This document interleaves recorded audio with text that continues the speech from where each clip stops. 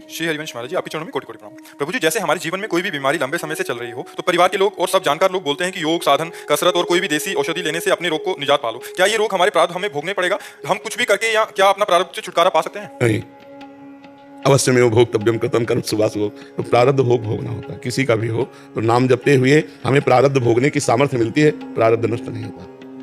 संचित नष्ट हो जाएगा, क्रियमाण नष्ट हो जाएगा, प्रारब्ध भोगना ही पड़ेगा। बड़े बड़े संतों को भोगना पड़ा है।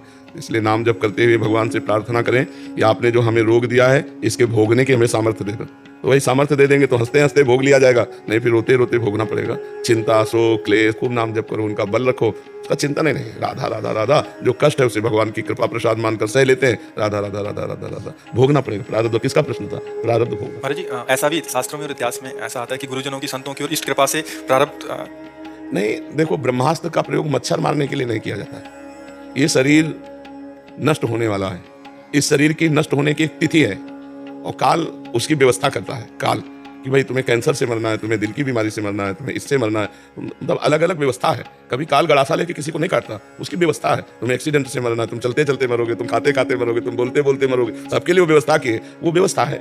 शरीर को जर्जर कर दिया रोग से, मृत्यु ने आके प्रहार किया कोई ना कोई बहाने से, और शरीर को छोड़ा। तो जब पता है वो तिथि पक्की है, जिस तिथि को मरना है वो तिथि पक्की है, जब पता है कि जो हमारे कर्म है वो हमको भोगने पड़ेंगे, फिर हमें परेशानी क्या है?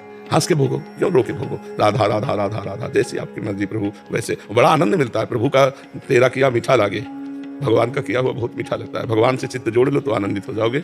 इस भजन का प्रयोग इसके लिए नहीं किया जाता कि रोग नष्ट हो जाए। तो शरीर तो नष्ट नहीं होना है, भजन लेके चलते हैं भगवान के पास। ऐसी जगह थोड़ी खर्चा कर देते हैं जो बेमतलब जाए। जो विधना ने लिख दिया, छठी राव के अंक, राय घटे न तिल बढ़े, रहे जीव निशंक। राय घटे न तिल बढ़े, इसलिए आनंदित रहो।